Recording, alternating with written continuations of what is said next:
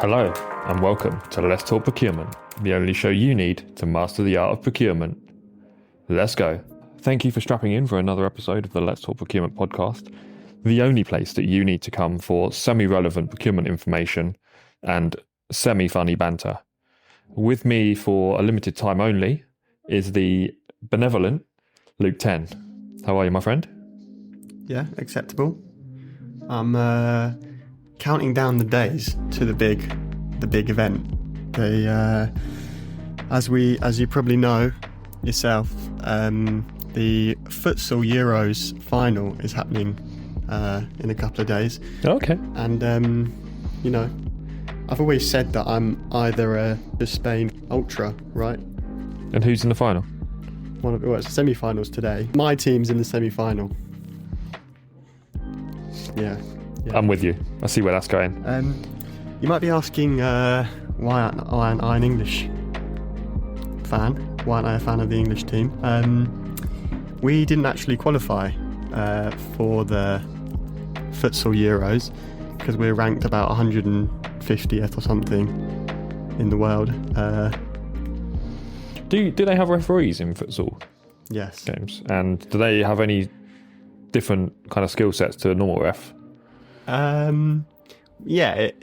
I'd say it's harder to referee futsal than to referee 11-a-side. What, a smaller pitch? Yeah. More things to think about in a shorter space of time. Do they have VAR? They do. So they're technically more advanced than the championship. The Euros are more advanced than the championship, I guess. Yeah, I guess you are right. Well, look, seeing as we are on the countdown to the futsal final and you are buggering off travelling soon, I thought we would do a quick episode around your preparation for your travels and how you've used your procurement techniques and your nearly fully qualified SIP status. Don't jinx it. Sorry. To basically prepare for this trip. Or not. Well, that could be quite a short segment because I haven't really. Good. Well, listen. Have we had any messages or anything noteworthy for the listeners today? From the listeners? News-wise, I want to say congratulations to you. Okay, I'm sweating now. What have I done? You've grown some hair. Some of your hair has grown back. I mean, probably not in the right place, but you've grown some hair back. I see where this is going. Yep. And yeah, on behalf of the listeners, I just want to say that we thought it was all over for you. But yeah, I'm proud to say there is a resurgence happening. To be honest, every time I take the piss out of your hair, I feel slightly, I don't know what the word is, nervous, because I know my time will come probably a lot sooner than I expect. Maybe once I come back from my little trip, you can. I mean, you've got that a 6 head instead of a 5 head. You've got that hairstyle that could be concealing a lot already, to be honest. Shall I reveal? It is quite bad. How do you? I don't know what the formal name is, but it's kind of like the whoa.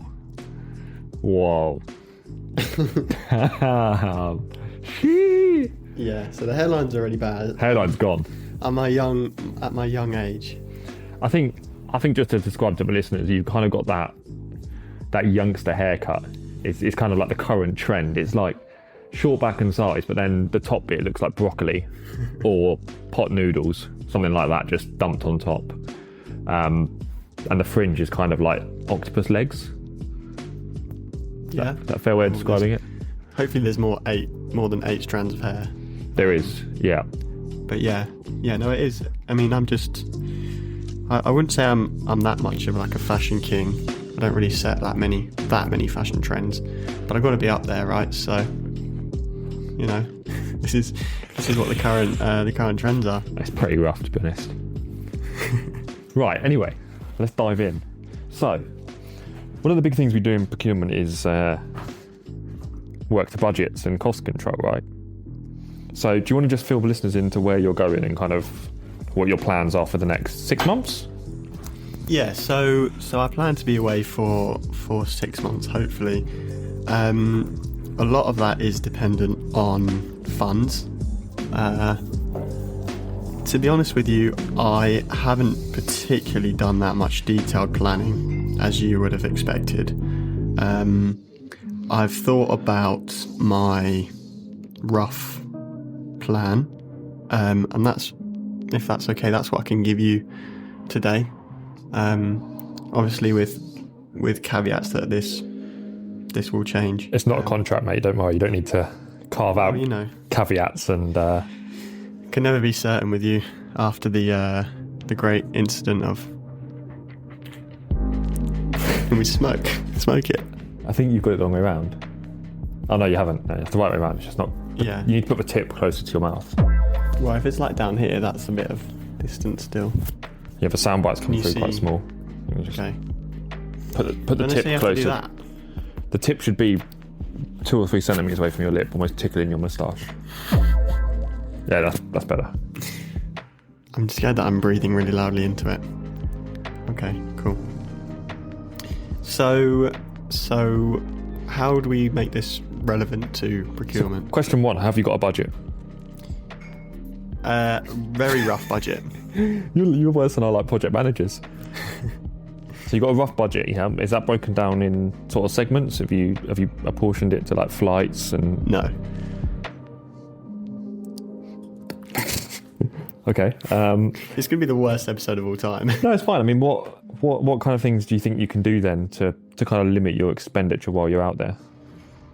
I don't really know. I guess just every time someone asks me for money, I just do a backflip.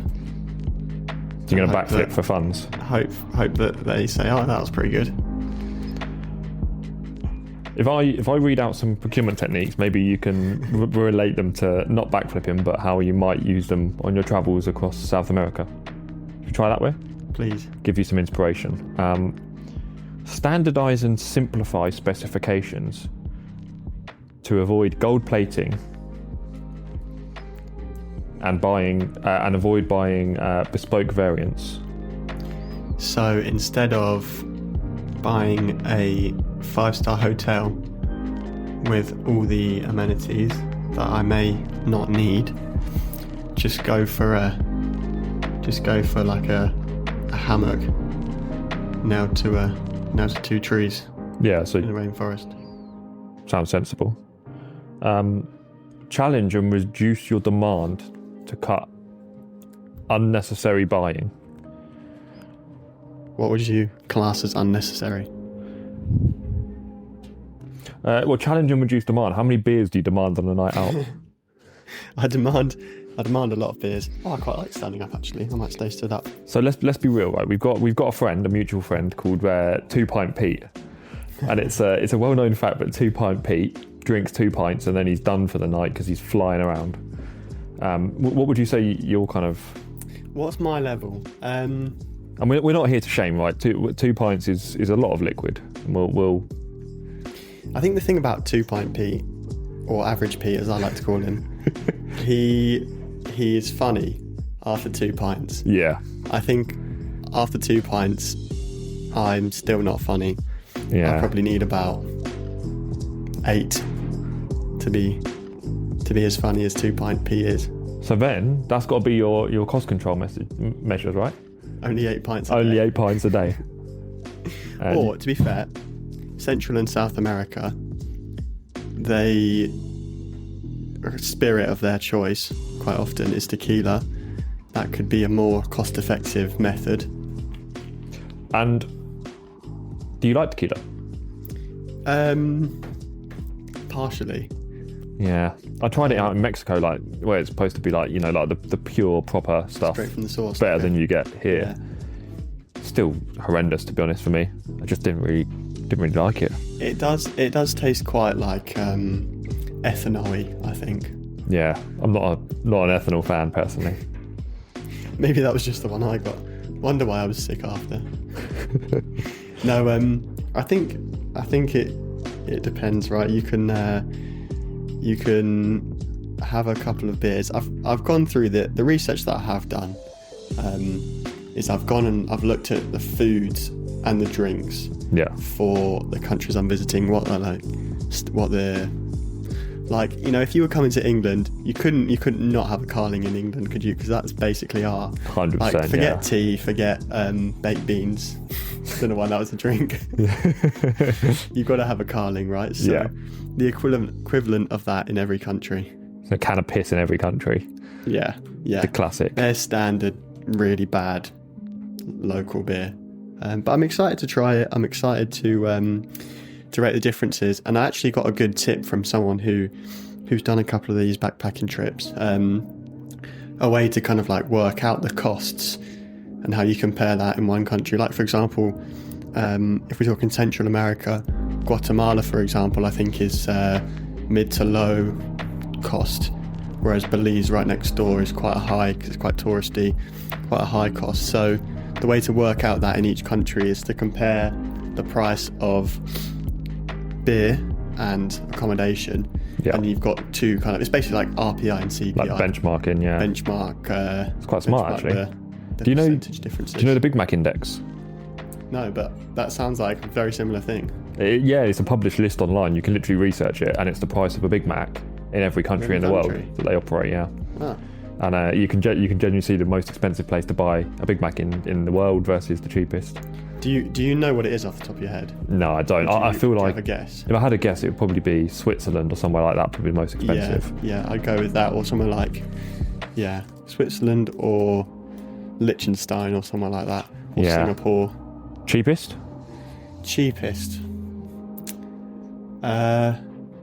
USA, because they make it there. Or there's probably a bit of tax there, isn't there? So, I've just done a quick Googs. Yeah. The most expensive Big Mac in 2025 is Switzerland. Spot on. Where it costs roughly $7.99 in US dollars. Okay. For it's just a Big Mac. Remember, no chips, no milkshake, just a pure play Big Mac. We can't be far off that then in the UK. It then says Euro countries consistently drift into the kind of top majority. Norway are in second.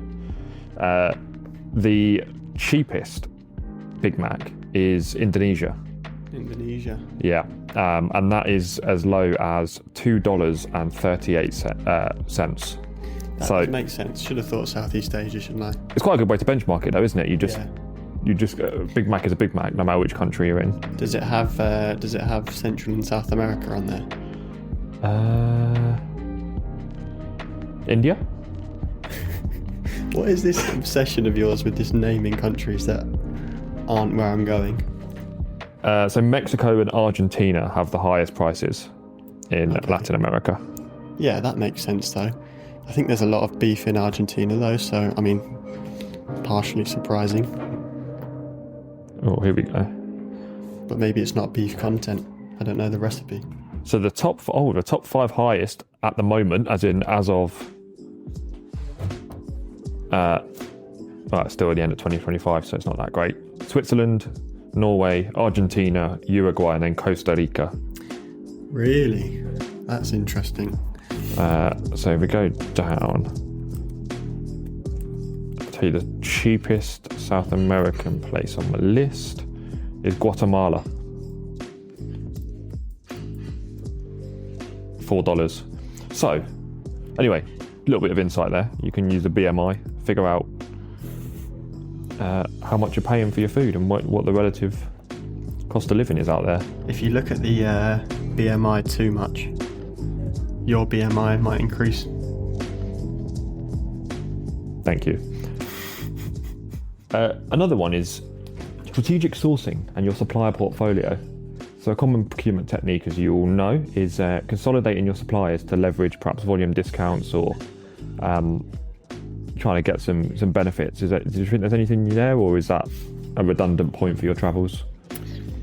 I suppose I could potentially book a tour and then have everything paid for through a tour company. If I pay through the tour company, I suppose that's kind of consolidation. But I think with those, you probably offset the savings of consolidation because you're paying more for the convenience of having everything booked, so they add a margin on, right? Yeah, a tour guide. And it'll probably be in pounds, so you'll probably be getting shafted. Yeah. What about things like air miles, or staying loyal to one airline and to get kind of your air miles, or a hotel chain that you know they might be quite popular? Yeah, I don't know. I think you can get, this is probably a slightly different point, but on certain debit cards, you can, if you pay with those cards, you can rack up like cashback or points. Yeah, which maybe you could then turn into like an airport lounge or money off a flight or something. Have you got a card that can work internationally? Yes. I'm going to say yes. That screams that the answer is actually no, but you're saying yes. Okay, we'll. No. The answer is yes. Why I hesitated was because I've got two. I think one of the ones is one that kind of converts the currency for you. So obviously it's up to the bank to put forward their own rate, and in pounds you pay in local currency, they convert that back into pounds at whatever rate they feel like, I suppose.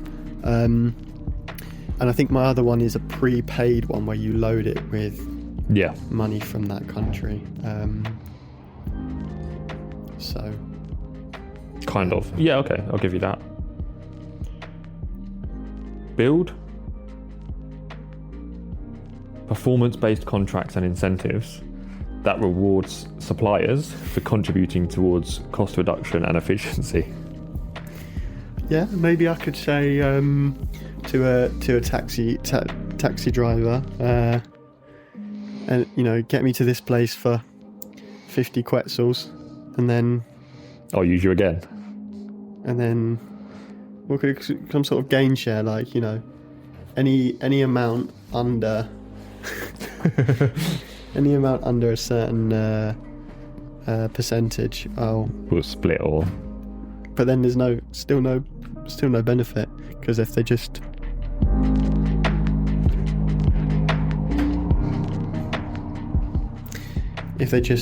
run up the price, then I suppose they'd take 100% of it, wouldn't they? No, yeah, it's a bit of a tough one, that. So the other one it's around supplier collaboration and continuous improvement, and I'm going to link it into, because you're actually travelling on your own. So can we get a sympathy noise, Aaron? He's travelling lonely, he's travelling solo, but we have to presume that he's going to use his personality and his pizzazz to make friends. Girlfriends, acquaintances, whatever you want to call them, and maybe build up a good network while he's out there. So perhaps you could do some demand consolidation. What do you reckon? In terms of what? If you've made some friends and you all want to go and see a monument in Kaburki, then you all just chip in for the taxi, and then that's saving you. You can divide that cost by 4 or 5. It's good you said that. I hadn't thought about that. Just not paying for other people. Yeah, or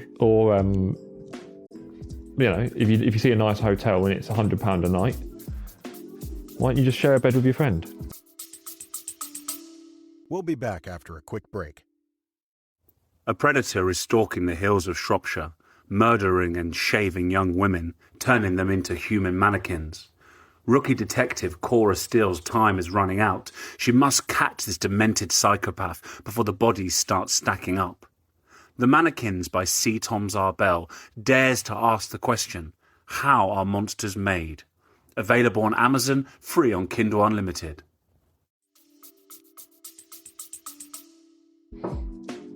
If that's asking for an invite, then you're always welcome. But what do you reckon? Yeah, demand consolidation. Bit of that. I think the other option is to do a podcast recording out there, and then just offset the whole trip on expenses. So I quite like that, and I think you're happy me to expense the whole trip. Yeah, I'm happy CEO of LTP. Industries Incorporated Limited. I'm happy for you to submit the request. Yeah, that's fine. Just submit. Okay. If you had to say out of 100 being your most confident, what are the odds or the chances that you're going to do a recce while you're out there? If you'd have asked me 2 weeks ago, I'd have said 75. Right. Ask me now, I'm saying 60. Ask you while you're out there.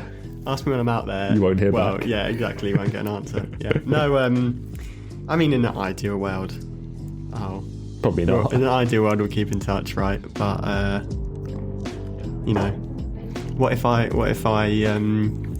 meet someone out there who wants to start a podcast About travel or something. Yeah. I was actually thinking about starting a travel podcast. Maybe what you'll hear at the end of this episode is a promotion from me that I'm starting a new podcast. Well, I will endorse that. I think what I would love is if you just send me voice notes and then I can chuck them into episodes. I think that'd be quite funny. Just where you've got to, how your budget's coming along, and how many people you've kind of split a hotel bill with just to save your costs. Is that something you can do? As in, keep it in touch. I mean, not. Oh, yes. Not sharing your insights to that. I've got to keep in touch because I need to see the development of my pod son, don't I? You do, yeah. Yeah. I mean, look, I've got no doubt we'll keep in touch on a personal level. I'm just talking for the listeners out there that sort of only tune in for you, right? Yeah. There's quite a few of them. There's at least one of them. Yeah. And do you want to shout her out or? Her? Yeah. How do you know it's a her? Well, she told us. Is she? Yeah. Oh, you're going to act like you don't know who it is now? Okay. All right. We'll keep it a mystery. Oh, well. Shout out to... If you're hearing this, it's you. Thank you for all your support, obviously. Yeah. That's your message. You're thanking her, not me, because she tunes for you. What he said.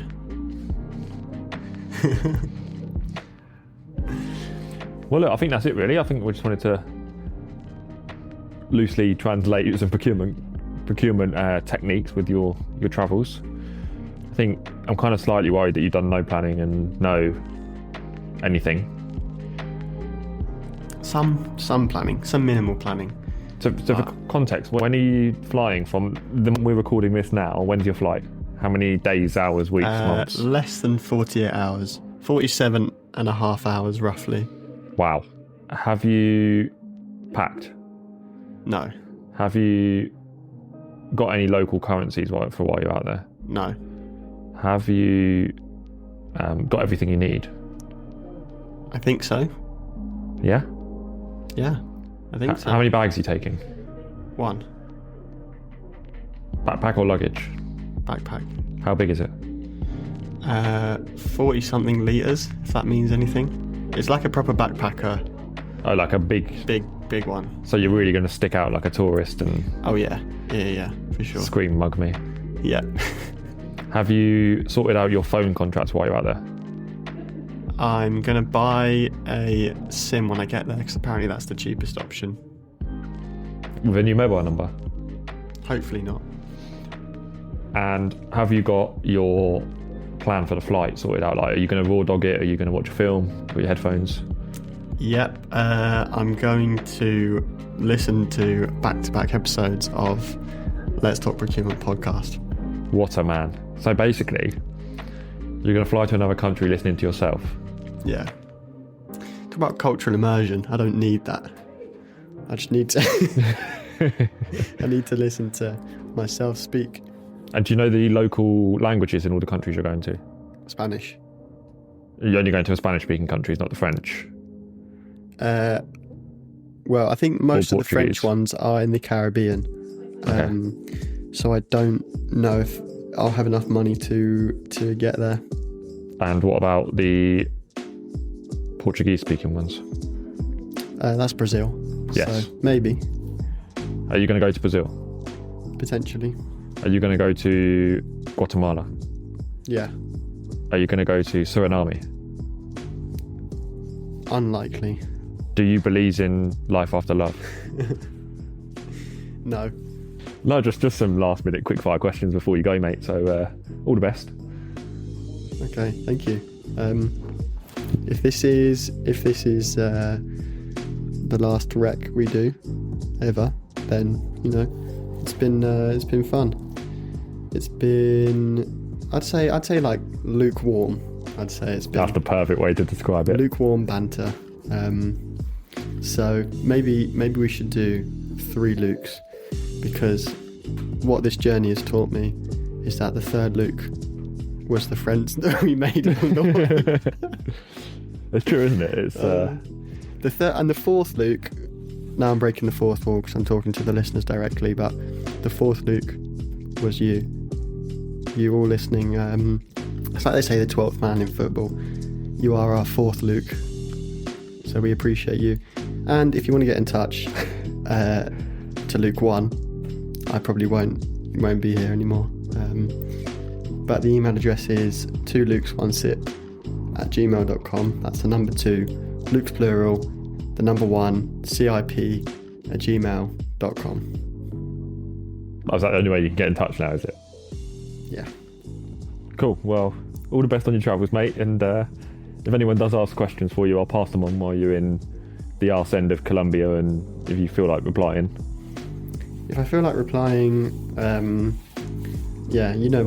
my hourly rate, so... Yeah, but it's converted to local currency. Yeah, fine. All right. Deal. Well, listeners, I'll see you on the next one. I may not, but hopefully I will. And goodbye from me, Luke 10. Goodbye from him, Luke 1. Adios, amigos. And goodbye from lukewarm banter. See you, maybe.